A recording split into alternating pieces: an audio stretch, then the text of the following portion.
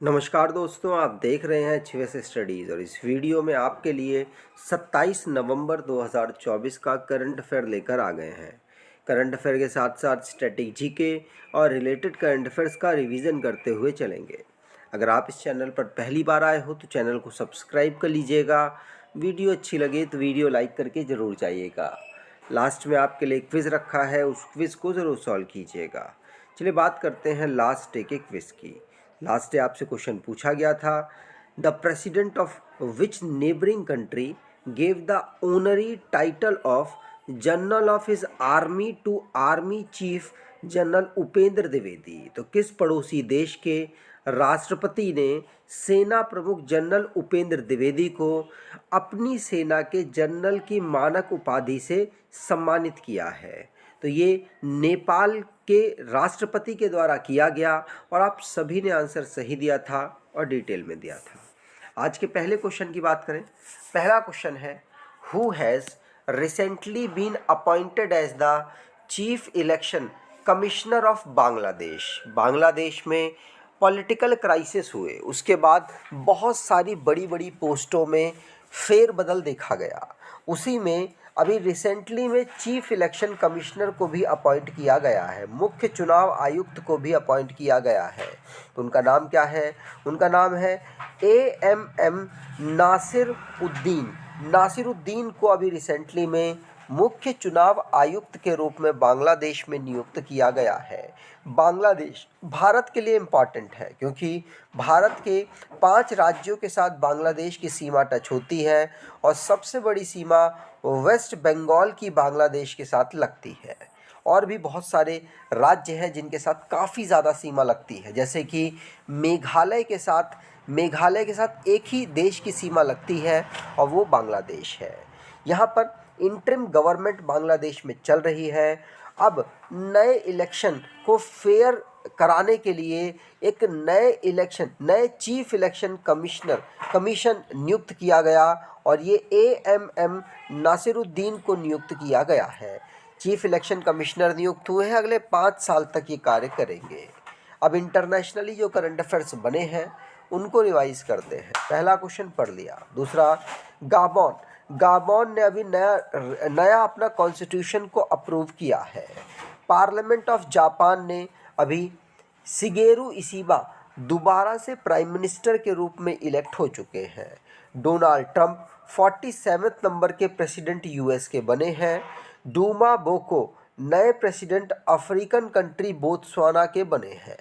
Indonesia के Prabowo Subianto ने अभी 8वीं बार प्रेसिडेंट के रूप में शपथ ली है। Ivory Costa UN water conference में जुड़ने वाला 10वां अफ्रीकन कंट्री बना है। अगला question, prime minister Narendra Modi was honored with the Dr. Martin Luther King Jr. Global Peace Award for Minorities Upliftment in which country? तो प्रधानमंत्री नरेंद्र मोदी को किस देश में अल्पसंख्यक उत्थान के लिए doctor Martin Luther king junior वैश्विक शांति पुरस्कार से सम्मानित किया गया है? तो ये सम्मानित किया गया है यूनाइटेड स्टेट ऑफ अमेरिका के द्वारा मार्टिन लूथर अवार्ड से। ये क्यों किया गया? क्योंकि जो माइनॉरिटीज़ वाले लोग हैं उनके उत्थान के लिए भारत के प्रधानमंत्री की बहुत सारी स्कीम है और साथ साथ इंडियन अमेरिकन जो माइनॉरिटीज़ हैं उनको भी बढ़ाने के लिए इस अवार्ड को दिया जाता है। साथ साथ भारत लगातार अपने जो देश के मूल निवासी हैं जो विदेशों में रह रहे हैं उनको भी भारत के विकास में प्रोत्साहित करता चल रहा है और इसीलिए भारत के प्रधानमंत्री को इस award doctor Martin Luther king junior global peace award से सम्मानित किया गया क्योंकि ये अपने इवेंट में हमेशा माइनॉरिटीज़ को अपलिफ्ट करने की बात करते हैं और इनके विकसित भारत जो स्कीम है उसके माध्यम से यही करने की कोशिश की जा रही है। अब अवार्ड और ऑनर से रिलेटेड जो क्वेश्चंस बने हैं उनको रिवाइज करते हैं। पहला क्वेश्चन पढ़ लिया। दूसरा, समंता हार्वे इनको बुकर प्राइज मिला है, ऑर्बिटल इनका नोवेल है उसके लिए। ये Orbital novel international space station से संबंधित है। फिजी का highest civilian honour Shri Shri Ravishankar को प्राप्त हुआ है। स्टेट बैंक ऑफ इंडिया को इंडिया का best bank America Global Finance magazine के द्वारा डिक्लेयर किया गया। उर्मिला चौधरी ये नेपाल की हैं जिनको global anti racism championship award 2024 से सम्मानित किया गया है। वी वेदाचलन इनको वी वेंकैया एपिग्राफी अवार्ड से सम्मानित किया गया। विजय अमृतराज और लिएंडर पेस ये पहले एशियन मैन बने हैं जिनको international tennis hall of fame में शामिल किया गया। सुपरस्टार रामचरण जिनको Indian film festival of Melbourne के द्वारा भारत में जो सिनेमा है उसमें योगदान के लिए सम्मानित किया गया है। अगर आपको ई बुक परचेज़ करना चाहते हैं तो डिस्क्रिप्शन बॉक्स में लिंक है, वहां से ई बुक परचेज़ कर सकते हैं। आपके लिए 2024 के करंट अफेयर्स की ई बुक भी अवेलेबल कराई है। अगर आप उसको परचेज़ करना चाहें तो डिस्क्रिप्शन बॉक्स ज़रूर चेक कीजिएगा। अगला question, recently ISRO has signed an agreement with which country space agency for the Gaganyaan mission. तो हाल ही में इसरो ने गगनयान मिशन के लिए किस देश की अंतरिक्ष एजेंसी के साथ समझौते पर हस्ताक्षर किए हैं? तो ये ऑस्ट्रेलिया की स्पेस एजेंसी के साथ अभी हस्ताक्षर इसरो ने गगनयान मिशन के लिए किया है। इसरो भारत की गवर्नमेंट की एक स्पेस एजेंसी है जिसने ऑस्ट्रेलियन स्पेस एजेंसी के साथ एग्रीमेंट साइन किया, जिससे कि जो क्रू और उनका मॉड्यूल रिकवरी के लिए जो गगनयान मिशन में होने वाला है उसमें ऑस्ट्रेलियन स्पेस एजेंसी कार्य करेगी। इसीलिए अभी कोलैबोरेशन के लिए साइन अप हुआ है।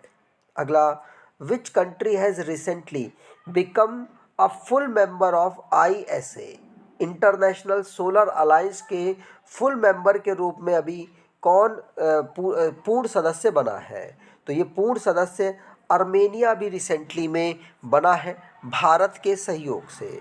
आर्मेनिया 104th फुल मेंबर बना है इंटरनेशनल सोलर अलायंस का, जो कि globally solar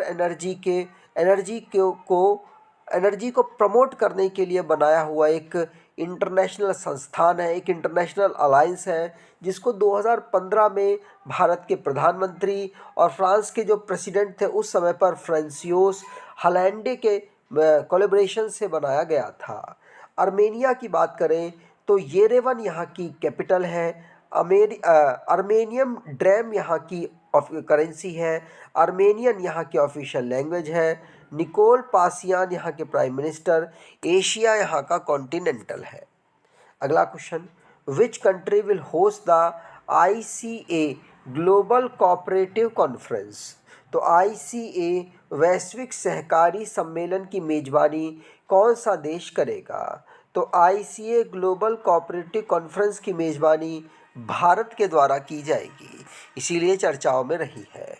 India international cooperative alliance global cooperative conference की मेजबानी करने वाला है नई दिल्ली में। 25 नवंबर से 30 नवंबर तक इसको ऑर्गेनाइज कराया गया। भारत के प्रधानमंत्री जिन्होंने यूनाइटेड नेशन इंटरनेशनल जो ईयर है कोऑपरेटिव्स का वो 2025 को यहाँ पर लॉन्च भी किया है। अगला question, what is the name of the campaign launch in India to eliminate gender based violence. तो लिंग आधारित हिंसा को खत्म करने के लिए भारत में शुरू किए गए अभियान का नाम क्या है? तो भारत में लिंग आधारित जो हिंसा है उसको खत्म करने के लिए अब कोई बहाना नहीं, ये कैंपेन शुरू किया गया, ये अभियान शुरू किया गया है, जो भारत की इस समय पर वुमेन एंड चाइल्ड डेवलपमेंट की मिनिस्टर है, यूनियन मिनिस्टर, उनके द्वारा ये शुरू किया गया है। अब कोई बहाना नहीं कैंपेन 25 नवंबर से इसे शुरू किया गया, जिससे कि भारत में जेंडर बेस्ड वायलेंस है उसको ख़त्म किया जा सके। यूनाइटेड नेशन के द्वारा के कोलैबोरेशन से इसको शुरू किया गया है।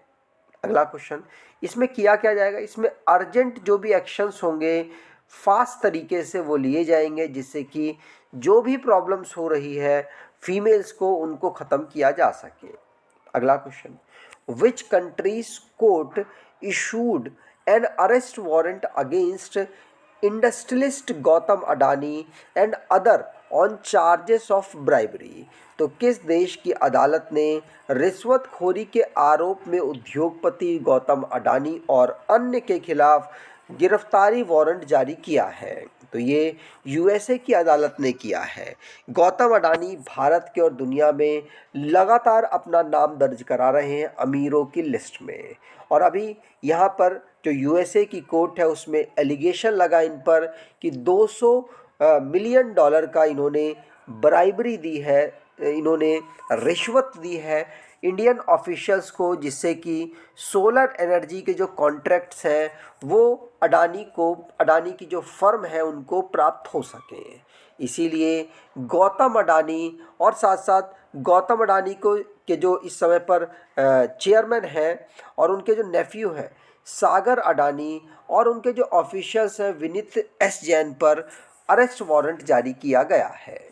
अगला, what is carbon trading, the rules of which were approved at the United nation COP29 conference. तो कार्बन ट्रेडिंग क्या है जिसके नियमों को संयुक्त राष्ट्र COP29 सम्मेलन में अनुमोदित किया गया था। तो खरीदना और बेचना कार्बन एमिशन जो क्रेडिट है वो इसका एम रखा गया है, और कोशिश की गई है कि कार्बन एमिशन को कम किया जा सके इसके माध्यम से। मतलब जो देश ज़्यादा कार्बन एमिट कर रहे हैं वो किसी अन्य देश की जो कैपेबिलिटी है वो कम कार्बन एमिट कर रहे हैं उनसे खरीदे, उनको पैसा दे दे, जिससे कि दोनों देशों का मिलाकर कार्बन जो एमिशन है वो न्यूट्रल हो सके।